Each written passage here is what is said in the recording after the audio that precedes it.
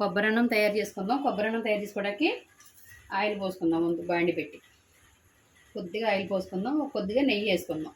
నెయ్యి వేసుకుంటే ఏంటంటే కొంచెం బాగుంటుంది, బాగా కమ్మగా ఉంటుంది. కొద్దిగా నెయ్యి వేద్దాం.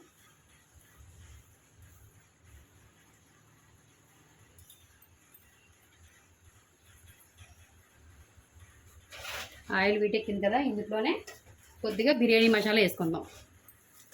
ఆకు, మరటి మొగ్గ, కొద్దిగా సాజీరా, చెక్క, విలాచి, అన్ని మసాలాలన్నీ వేసుకుందాం. వేసుకుని కొద్దిగా ఆగనిద్దాం.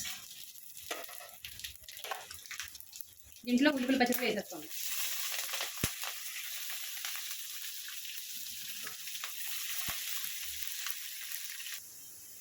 ఉల్లిపాయలు వేయిపోయినాయి కదా, ఇందులోనే కొద్దిగా జీడిపప్పు వేసుకుందాం. జీడిపప్పు కూడా కొద్దిగా వేపుకొని దీంట్లో కొద్దిగా అల్లం వెల్లుల్లి పేస్ట్ వేసుకుందాం.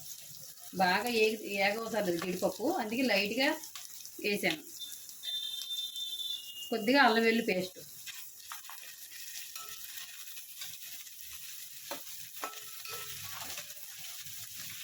అల్లం వెల్లుల్లి పేస్ట్ కూడా కొద్దిగా వేగాక కొత్తిమీర, పుదీనా వేద్దాం.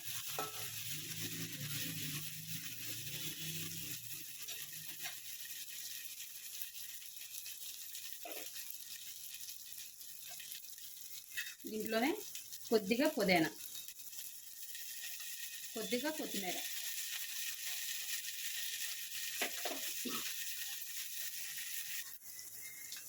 ఈ ఉల్లిపాయల్లోని కొద్దిగా రైస్ వేసేసుకుందాం. రైస్ కొద్దిగా మసాలాలన్నీ పడతాయి బాగా. నేను ఒక గ్లాసున్నర రైస్ వేస్తున్నాను.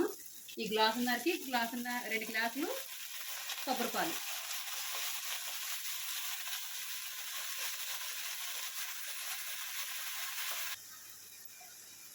రైస్ వేసేసుకున్నాక దీంట్లో కొద్ది సాల్ట్ వేద్దాం. అంటే సరిపడా సాల్ట్, రైస్ సరిపడా సాల్ట్. కొద్దిగా పచ్చిమిరకాయలు వేసుకోండి, ఎందుకంటే మనం కారం ఏమి వేయం కాబట్టి మరీ సప్పగా ఉంటుంది. కొద్దిగా గరం మసాలా,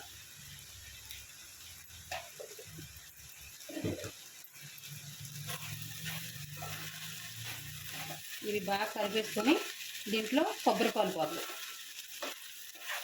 మరీ బాగా పలసగా చేసుకోకండి కొబ్బరిపాలు.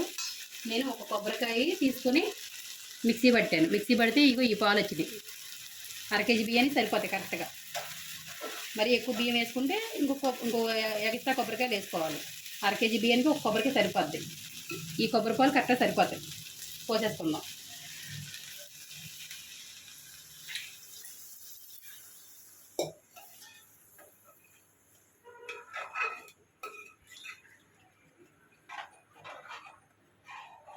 కొద్దిగా ఉడకనిద్దాం. ఉడకనిచ్చి అప్పుడు మూత పెడదాం.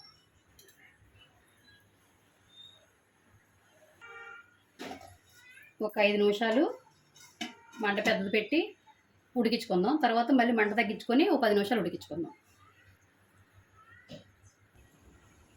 సార్ తీసి చూద్దాం. కొద్ది రైసు ఉడుకుతుంది కదా, దీన్ని కొంచెం మంట తగ్గించుకుందాం. మంట తగ్గించుకుంటే సగం బాగా కరెక్ట్గా ఉడుకుద్ది రైసు. మరి హైలో పెట్టేస్తే రైస్ ఉడకదు. అందుకు కొద్దిగా తగ్గించుకుందాం మంట. ఒక 10 నిమిషాలు తగ్గించుకుంటే కరెక్ట్గా ఉడుకుద్ది రైస్.